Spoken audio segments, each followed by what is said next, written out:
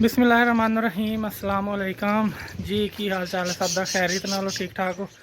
उम्मीद है तुम सब खैरियत ना होगे, ठीक ठाक होगे, खुश होगे। मैं मोहम्मद अंसर तो तुम देख रहे हो पेंडू ब्लॉग। तकरीबन अज 10 दिन बाद अपना ब्लॉग आ रहा। वजह यह थी कि मेरे पैर ते लग गई सी सट, तो लग भी काफ़ी गहरी गई सी, उंगली का नाखून उतर गया भी, इस करके ना चल फिर नहीं हो रहा। अज तकरीबन 10-12 दिन बाद ना चल फिर हो रहा थोड़ा बहुत। तो अज आप फिर अज अपनी वीडियो लैके हाजिर हो गए हैं। अजे भी दर्द तो होंगी है, लेकिन यह है कि हुण तुर हो जाता, अगे तुर नहीं सी हुंदा। तो हुण पट्टी पुट्टी कर ली है। तो फिलहाल अज काम थोड़े बहुते हैगे आ, बाहर तो नहीं आप गए। तो अज हुण जाने शहर, उत्थे थोड़े जे काम कुम करन वाले सी, वो करते हैं।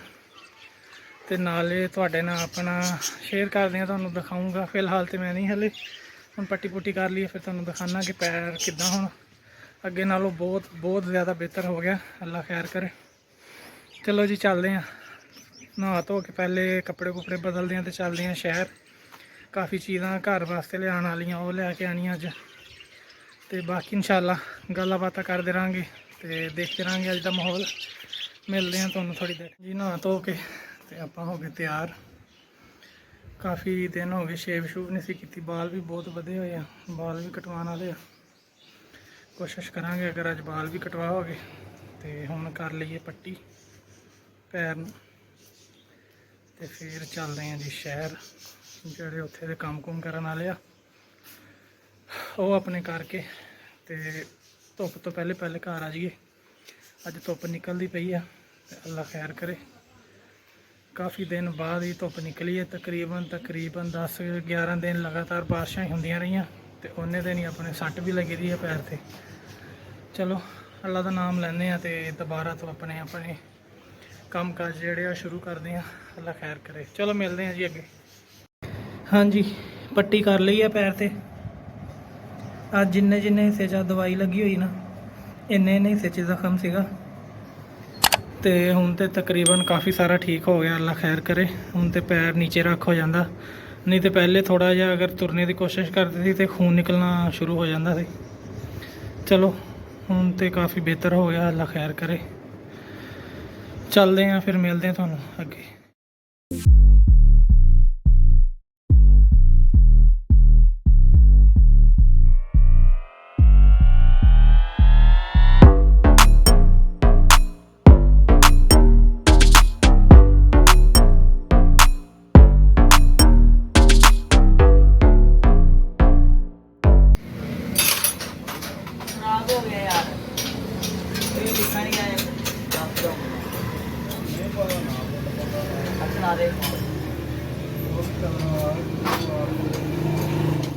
लो जी बाइक अपनी सही हो गई, तो मौसम खराब जहा हो रहा सीगा। मैं हुण जा रहा वापस, तो हुण निकल आई है धुप, तो हुण गर्मी लगनी शुरू हो गई है। हुण तुहानूं चलदे हैं वापस, तो रास्ते च दिखाने कि बारिश के नाल की बनया वा।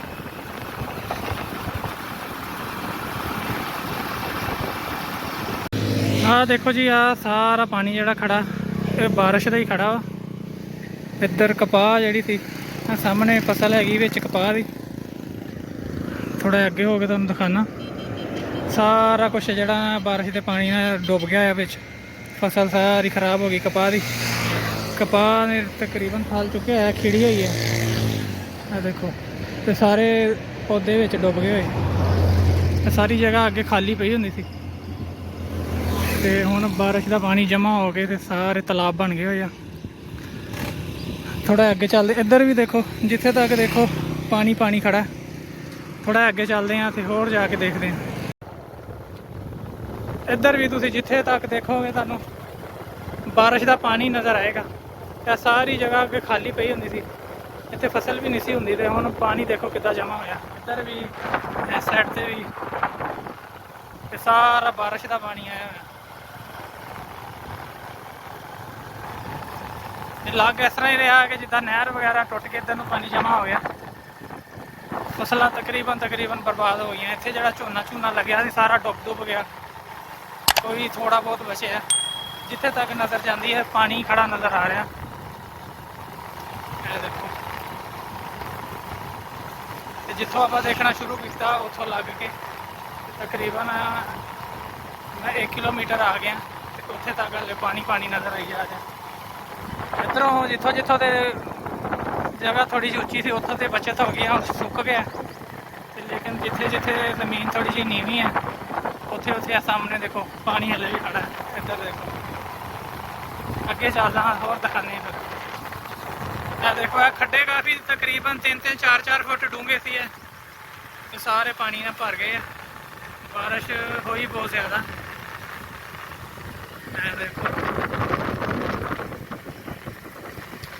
अजे इतों अपना पिंड तकरीबन 2-2.5 किलोमीटर है। धुप भी काफ़ी निकल आई है, गर्मी लगनी शुरू हो गई है।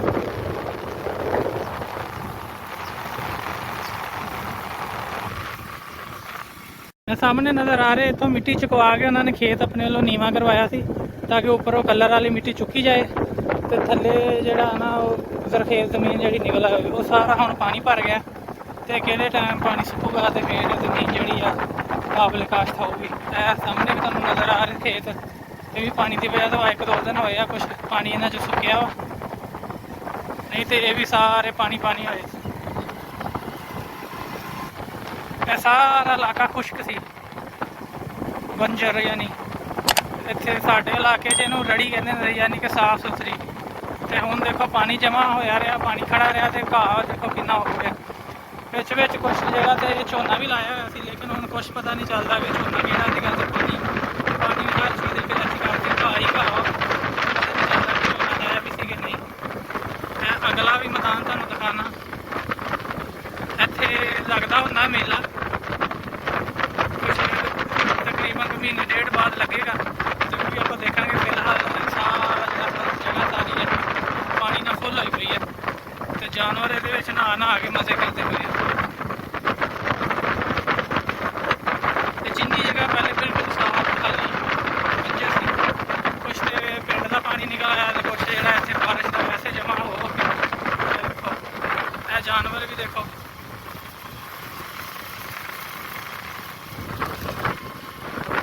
तुसीं भी कमेंट करके दस्सिओ कि तुहाडे इलाके च पानी की या चिकड़ की की हाल होए पे। कितना पानी जमा आया, तो जानवर पानी के विच बैठे हुए।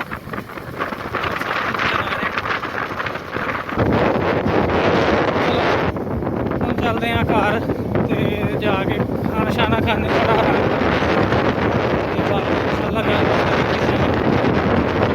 टाइम हो गया जी जुमे की नमाज का। चलिए जाके नमाज पढ़िए।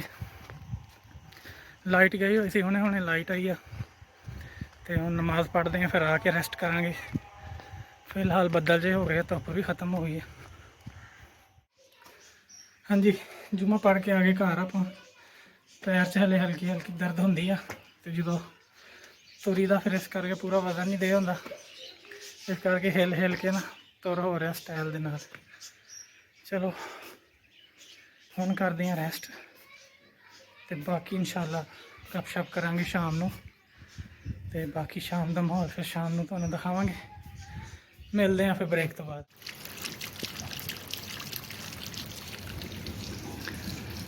2 दिन बारिश की छुट्टी रही, अज फिर बारिश होने लग गई। चंगी भली धुप निकली हुई थी, तो यकदम ही बदल आया, तो यकदम ही तेज़ बारिश शुरू हो गई।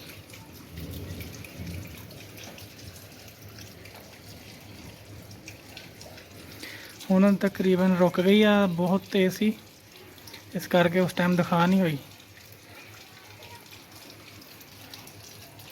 गलियां फिर चिकड़ चिकड़ हो गया होना, गारा ही गारा। तुसीं आप नाले तो अंदाज़ा ला लोगे, काफ़ी तेज़ सी बारिश। हाँ जी, तकरीबन शाम का टाइम हो गया वा, सूरज गरूब होने वाला है। बारिश रुक गई हुई है, हो के काफ़ी तेज़ हुई, तो हुई थोड़ी देर, तकरीबन अद्धा पौना घंटा ही। अब तुसीं देखो सूरज अजे भी हल्के फुल्के बदल है वा,